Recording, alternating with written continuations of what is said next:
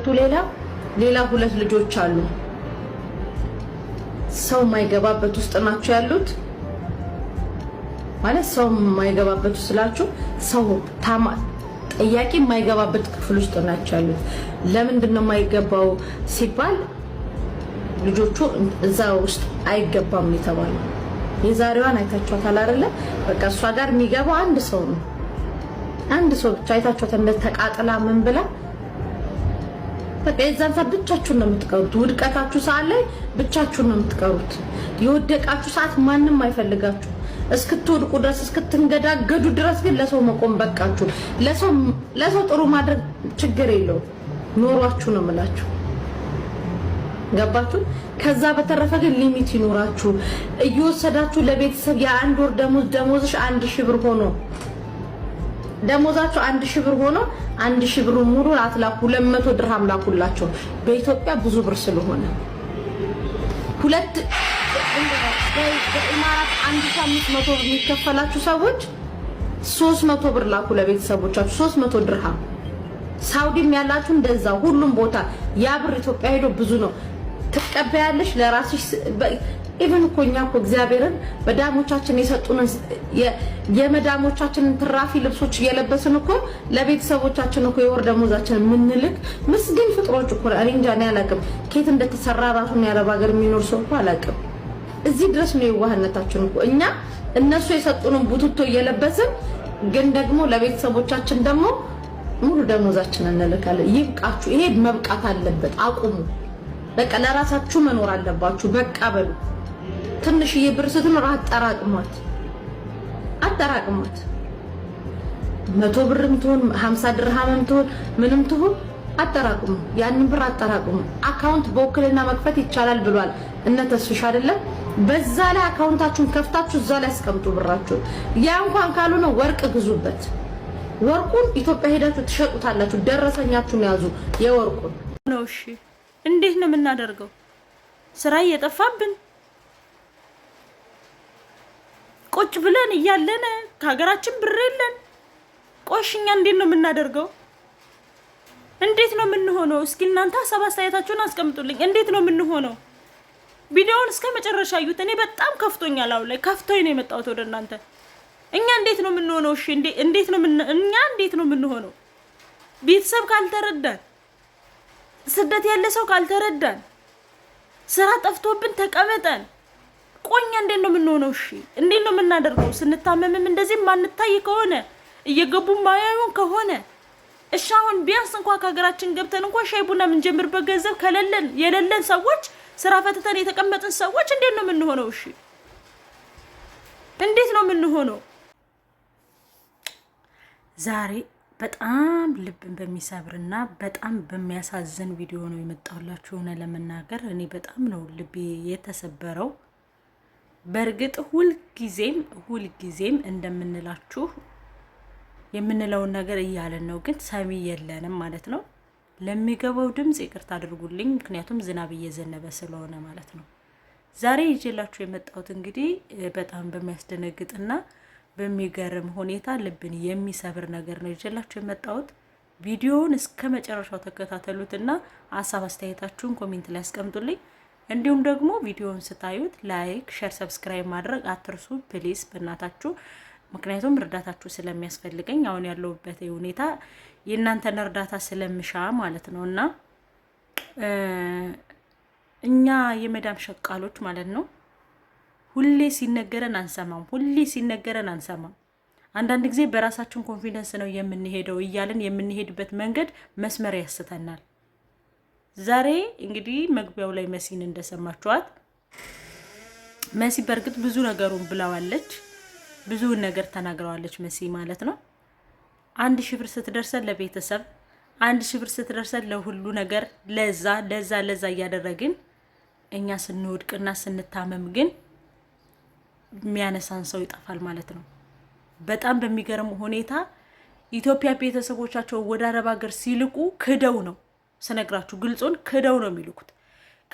ከመቶ ወይ 2% ወይ 3% ሊሆን ይችላል ልጁን የሚያምንባት እንጂ ከዛ ውጭ ግን ልጁ ውጭ ሀገር ሄደችለት ወይም ደግሞ አረብ ሀገር ሄደችለት ልጅ ክዶን እንደሞተሽ ቆጥሮ ነው የሚልካት ከመጀመሪያው ሲልካት። ምክንያቱም ይቺ ልጅ በቀረብ ሀገር ከሄደች ነቅላ ነው የምትመጣው፣ ምንም ነገር የላትም፣ ምንም ነገር አታደርግም ብለው ስለሚያስቡ እስከምትልክልን ድረስ ድንቁርናዋን እስከሚለቃት ድረስ እናጥፋት ብለው ነው ብሯን የሚበሉባት ማለት ነው። ማርያም እንደምላችሁ ልቤ በጣም ነው የተነካው። መግቢያው ላይ እንዳያችኋት ማለትም ናምሌን ላይ እንዳያችኋት አንዷ እህታችን ዘይት ተደፍቶባት፣ የእውነት ነው የምላችሁ ዘይት ተደፍቶባት ገብቶ እንኳን የሚያት ሰው የለም፣ ገብቶ የሚጠይቃት ሰው የለም። ከታመማችሁ ከወደቃችሁ ከእናንተ ክላስ ማንም ሰው ገብቶ ሊያያችሁ አይችልም። ምክንያቱም እናንተ እየተባላችሁበትና እናንተ የምትባሉበት ነገር የተለየ ስለሆነ በእውነት እኔ በጣም ነው በቃ አንዳንድ ጊዜ መቼ ነው ሰው ምን ሆነው ይህ ስንናገር ለተናጋሪነት ብቻ የሚመስላችሁ፣ ስናወራችሁ የሆነ የወሬ ብቻ የሚመስላችሁ ሰዎች አላችሁ። የምሬን ነው እኮ የምነግራችሁ። በጣም ብዙ እህቶቻችን ግን እየተጎዱ ነው። በእህት እየተጎዱ ነው፣ በወንድም እየተጎዱ ነው፣ በእናት በአባት እየተጎዱ ነው። ግን የወጡበት አይና አላማ ለምንድን ነው? ራሳቸው ቢያስከብሩስ? በእርግጥ ማንኛችንም እግዚአብሔር ነው የሚያቀልን እውነት ለመናገር ግን አንዳንድ ጊዜ ራሳቸውን ካጠፉ ሰዎች መማር አለብን። አንዲት ልጅ ካስታወሳቸው የዛሬ 2 ዓመት ቡታጅራ ቤት ሰርታ ለእናቷ ለራሷ ቤት ሰርታ ለወንድሟ ባጃጅ ገዝታ ሁሉንም ነገር አስተካክላለች። ስትሄድ ግን ምንም ነገር የለሽም ሁሉም የኛ ነው ብለው ነው የካዷት። ሁሉም የኛ ነው ብለው ካዷት። ራሷን አጠፋች። ጉርሻ ላይ አይታችሁታል። የምሬ ነው የምነግራችሁ። ከዚህ በፊትስ እነተሽ ዘአረርገው የሆነች ልጅ ታማ ቤተሰብ ኑ እኛ እናሳክማታለን እናንተ ግን አብራችሁ ቁጭ በሉ አብራችሁ አታጠገቧ ሁኑ ቢባሉ ምንድን ነበር ያሉት? በስልክ ማድረግ አይቻልም ወይ? እኛ እዚህ ሆነን በስልክ አይዞሽ ማለት አንችልም ወይ? ግን እኮ ብር ስትልክ ገንዘብ ስትልክ ንብረት ስትልክ የኖረችው እኮ ግን ለቤተሰቦቿ እንጂ ለሚዲያ ሰው አይደለም ስትሰጥ የኖረችው ያቺ ሴት። በእውነት አንዳንድ ጊዜ ድድብናችን በጣም ነው የሚያስደንቀኝ፣ ያስገርመኛል እኮ ምን ያህል በቃ ድድብናችን ጥግ ድረስ መሆኑ ለራሱ ሰርፕራይዝ ነው የሚያደርገኝ። ጌታን ነው የምላችሁ። ሰው እንዴት ከሰው አይማርም? ሰው እንዴት ለወንድ ይሰጣሉ፣ ለቤተሰብ ይሰጣሉ? ቆይ የአረብ ሀገር ሴት ለራሷ የምትኖረው መቼ ነው? ይሄው አሁን በየሁሉም ቦታ ሳውዲ አረቢያን ቢባል ዱባይም ቢባል በየሁሉም ቦታ አሁን ስራ ጠፍቷል። እንግዲህ አሁን ስራ ጠፍቷል። እንዴት ነው አሁን? እሺ እንዴት ነው? ማን ነው ስራ ስለጠፋብን የመጣነ ብላችሁ ሄዳችሁ ብትናገሩ ማን ነው የሚቀበላችሁ? ኢቭን እንኳን ስራታችሁ ረፍት ቤት ተቀምጣችሁ እንኳን ግማሽ በግማሽ ሰው ለመዝናናት የተቀመጣችሁ እንጂ ስራ ጠፍቷችሁ የተቀመጣችሁ የማይመስላቸው በጣም ድልብ ደነዞች አሉ። ልንገራችሁ ብዬ ነው። አይደለም ሌላ ሰው ካጠገባችሁ ያለ ሰው ላይረዳችሁ ይችላል። ስራ ፈተታችሁ ለተቀመጣችሁ አጠገባችሁ ያለ ሰው ላይረዳችሁ ይችላል። ያለበት እዛ ጋር ጫማው ያለበት ሰው ነው ያን ነገር የሚያውቀው። እና እስከ እንግዲህ አሁን ወይ ለራሳችን አልሆንን ወይ ደግሞ ቤተሰባችን አላዘነልን ያንን ሁሉ ጊዜ አሳልፈን ያንን ሁሉ ህይወት እንኳን ትዳር እንኳን እንጀምር ብንል እንኳን የምሬን ነው የምላችሁ እንጀምር ብንል እንኳን ከዛ ምልስናት ደግሞ ባዷን ነው የመጣች እየተባለ ማንም ኢንስፔክት የሚያደርገን የለም።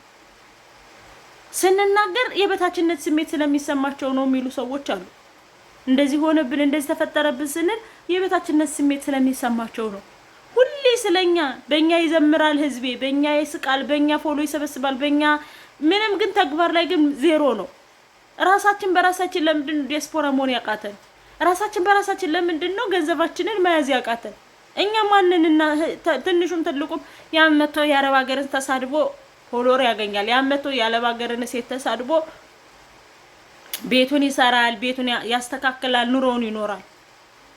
እኛ ግን ዩቲዩብ እንኳን ከፍተን አንድ ታዋቂ ይቺ የአረብ ሀገር ሴት ናት እስኪ ሼር እናደርግላት እንኳን የሚለን የለም። ይቺ የአረብ ሀገር ሴት ናት እስኪ እናቃናት እንኳን የሚለን የለም። አይደለም ሌሎቹ ታዋቂዎቹ ዩቲዩበሮች ይቅርና ማለት ነው እኛ ታናናሾቹ እንኳን ላይክ ለመደራረግ እንኳን በቃ እንትን አንባባልም። እና አንዳንድ ይገርመኛል። ይሄው እህቶቻችን እንግዲህ ሆስፒታል ውስጥ ገብቶ የሚጠይቃቸው ዘመድ ጠፋ፣ እስኪል ጓደኛ ጠፋ።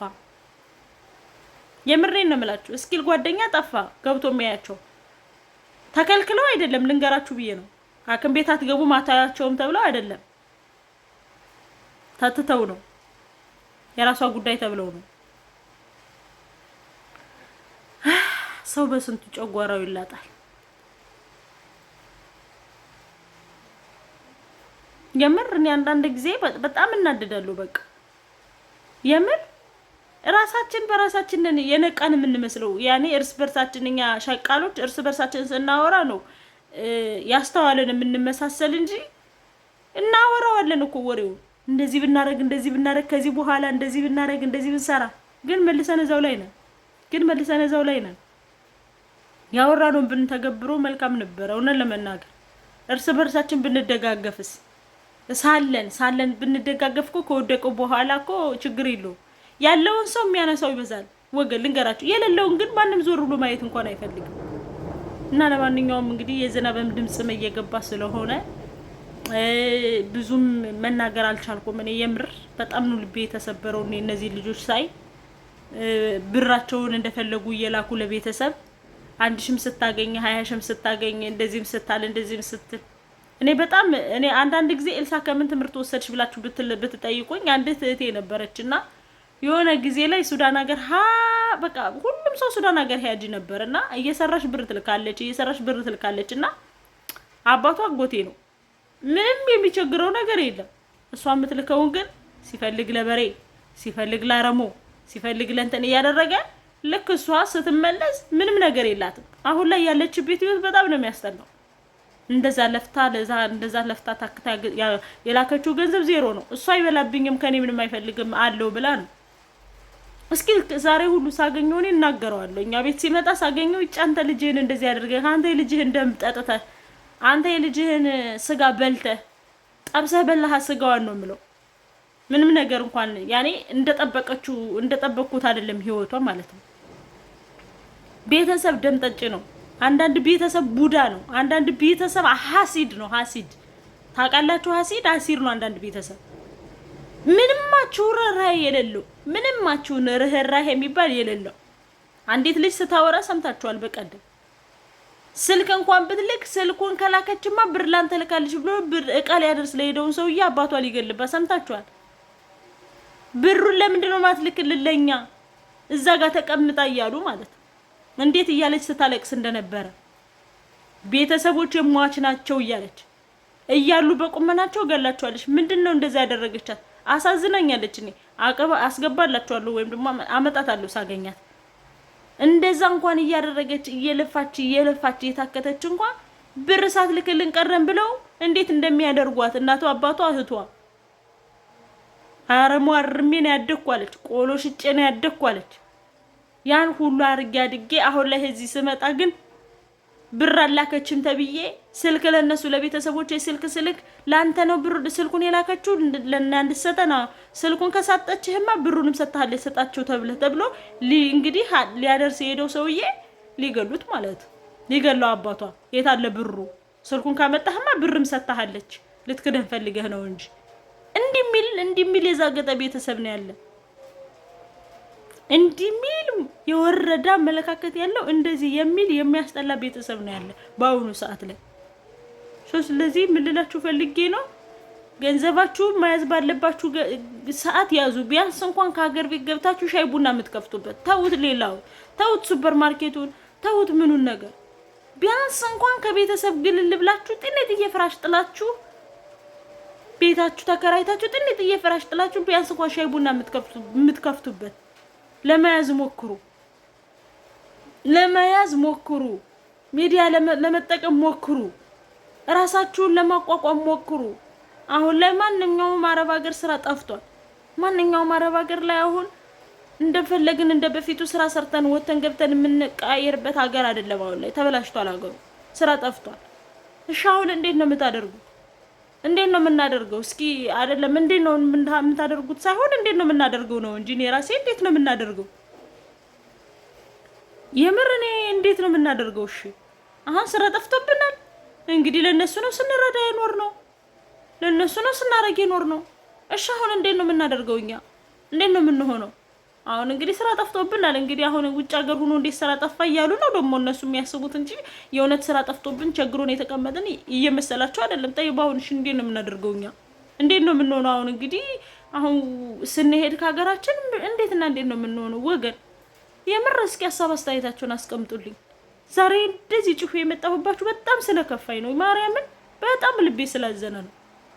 እንዴት ነው የምንሆነው አሁን? ምንም ብር የለንም፣ ስራ ጠፍቶብናል።